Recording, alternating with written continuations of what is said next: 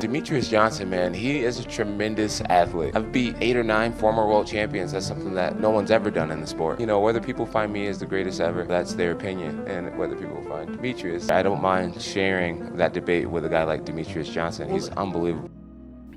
This sport, the sport in general, it's kind of not fair when you look at it. Like, you look at Demetrious Johnson, is probably right now the best ever. The best ever, yeah, I agree. Like, man, when I talk about confidence and skills, man, what is the better guy than this?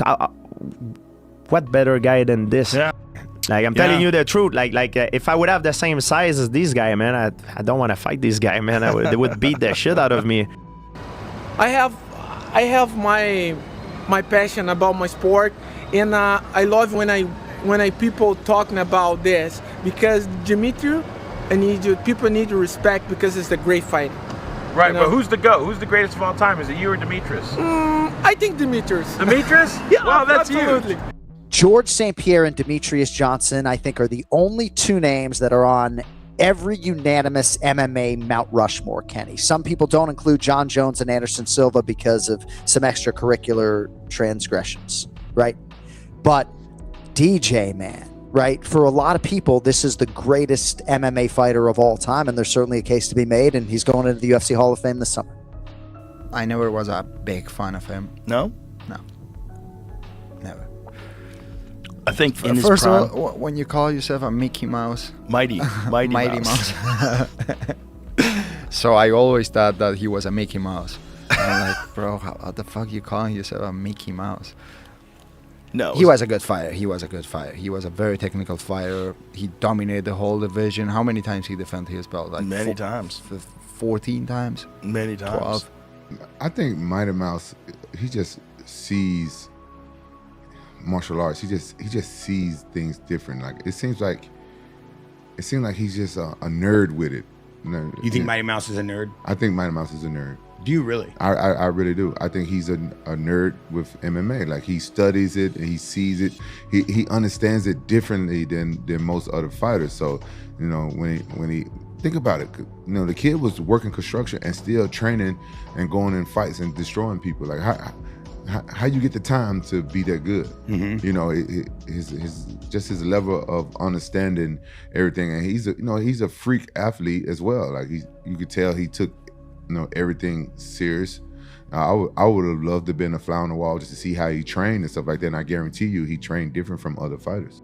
You want to fight like a maestro. Right. You want to fight like a virtuoso. Yeah. You want to fight like Mighty Mouse. There you go. Exactly. So what I tell everybody. You look at Mighty Mouse has had moments in his career, like the Ian McCall fight is a good example, where he also had a full-time job, wasn't dedicated the way he should be, and got into a brawl, and Ian took his back, wound up pounding him, and Mighty Mouse had vertigo after that fight. He was really fucked up, and then quit his job. Realized, like, I have to go full-time. I have to dedicate myself to this full-time, you know? And when he did that, then under the tutelage of Matt Hume, he became the Mighty Mouse we see now. For me, I just see myself as a great athlete, a great student, a very coachable student. And, you know, I think it's awesome that Joe Rogan thinks that, because Joe Rogan's been around the game for a very, very long time. He's commentated a lot of great fights and seen a lot of great athletes through the time. But for me, you know, I just keep myself a humble mindset and keep on working hard. So you're not going to say you're the greatest ever? I would say I will go down as one of the greatest to ever do it, which means there's going to be more people, right? Okay. Like, for me to say, like, oh, I'm the best power fighter in the world, I'm better than John Jones, I'm better than this person, I think that brings a little cockiness or overconfidence, as one person would say. For me, I just like to think to myself, like, okay, I hope, fingers crossed, legs crossed, I hope when my time comes that people look back like, man, he was probably one of the best to ever do it, but he definitely is up there. My buddy Ryan was asking me about Demetrious earlier, and he said Demetrious is very clearly the #1 pound-for-pound fighter ever. He's clearly the GOAT, but I hear him left out of a lot of GOAT conversations. Why is that? Well, there's a number of reasons, but by the way, when you have a talking head like me, you have a guy on the internet, you've heard of things like clickbait, you understand what an audience is. In all fairness, if you could do a piece on George St. Pierre or you could do a piece on Demetrious, you're going to choose to do it on George.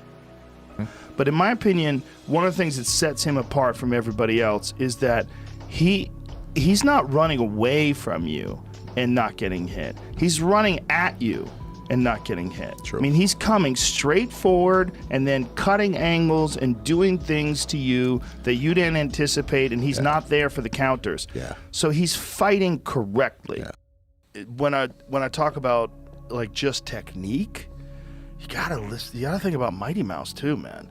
Mighty Mouse in his prime was a bad motherfucker, man. He would do shit to guys like when he suplexed Ray Borg and caught him with an armbar in the middle of the air and finished him.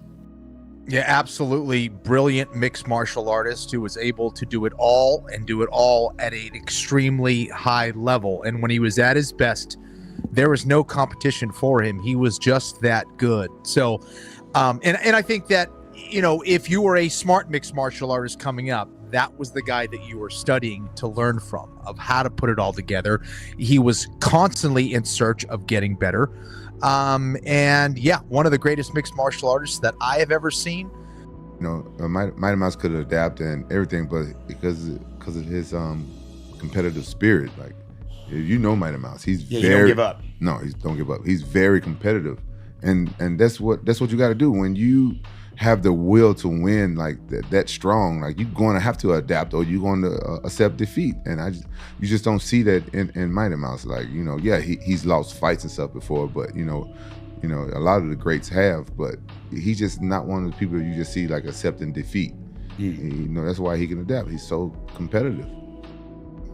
I'm so glad the UFC is, even though they parted ways and they did this, and he went on and fought in other organizations. It's like, dude, he is by far one of the greatest mixed martial artists that's ever stepped foot in that octagon. I know he was a little guy, especially when the division was maybe not drawing the attention that they wanted, but you can't deny how incredible he was as a fighter. There I am watching UFC Seattle. Was all of a sudden out of nowhere. I had no idea that this was going to happen, and maybe I should have known, but you know how it is. No idea. There we see a video package about Demetrious Johnson, who hasn't been talked about much in the UFC as of late. And there we see DJ with his lovely family, with his wife, his 2 kids. One was not in attendance. And there we find out that he is going to be inducted into the UFC Hall of Fame later on this year in July. And this warmed my heart to no end. This man is one of the greatest fighters of all time on my Mount Rushmore. This is a man who should have been in the UFC Hall of Fame already, but it's okay. It's okay. Better late than never. And it wasn't egregious. But there was some doubt whether or not it would ever happen. It made me so very happy to see him get those flowers on Saturday, and I can't wait to see him get his proper flowers at the induction ceremony in July. I think that guy's by far the best that put everything together. Yep. And even a while ago, and he goes back a little bit, and we don't even see that today as much, but hats off to Demetrious Johnson. I thought the UFC knocked it out of the park. They did the right thing. It was great to see. My daughter cracks me up because she goes, "Why are you so popular?" Because if you go in my house, there's no UFC titles, there's no UFC pictures of me. You can walk in my house and you would not see one lick of mixed martial arts, not one picture of me fighting, nothing. So my daughter doesn't know why I'm popular. She goes, "Babe, why?" She goes, "Daddy, why are you so popular?" I just tell her, "Baby, I work for NASA." You see that picture of me on the moon? That's fucking me. So when we went there, I said, "Hey, I'm gonna show you why I'm so popular." And I pointed to the video and I was holding her. She goes, "Oh, that's why you're popular." Wow. So I think to be able to show her finally that this is what Daddy did, because the boys grew up watching me fight, where Tana didn't really understand why I'm so popular and what I did for a career. She just sees Daddy wake up, come home.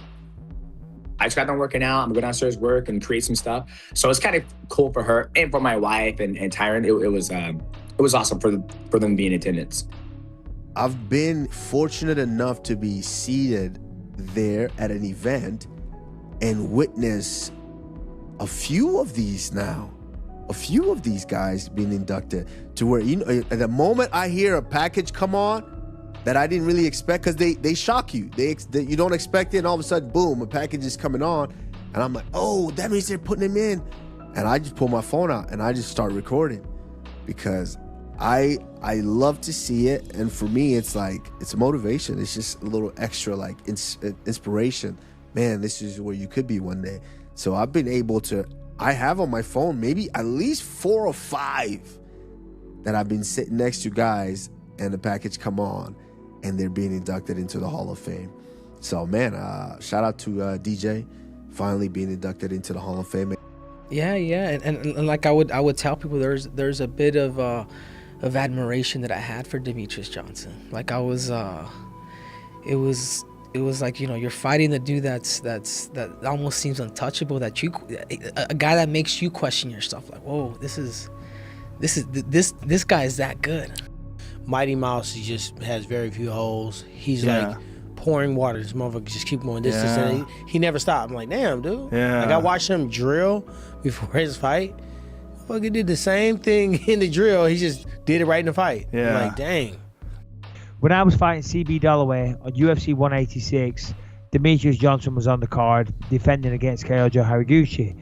And we did a media luncheon at a restaurant in Beverly Hills. And they're asking me questions, and, you know, I'm doing my thing. I'm talking a bit of shit like I normally do. And Demetrious wouldn't talk shit at all. And me and him kind of got into a thing in front of all the reporters because he's like, no, he wouldn't even give a prediction. He wouldn't say that he believes he's going to win or lose. Bro, why are you so humble? Bro, like, I swear to God, if I was you, they couldn't tell me. I don't understand, like, why they don't respect what you did more, because you, Anderson, John, George St. Pierre, what you guys did in terms of holding the championships, that'll never be done again. Yeah. How many title defenses? 8? 11. 11 title defenses, bro. You're the GOAT. And I mean, dude, moving around with you today, it's like you're so fast and technical, and you're strong, and your technique's so good. It's like it makes sense to why you were so successful in your career. Just even moving around today with you a little bit, I was like, holy fuck, dude. Like, yeah. Thanks, man. That was fun.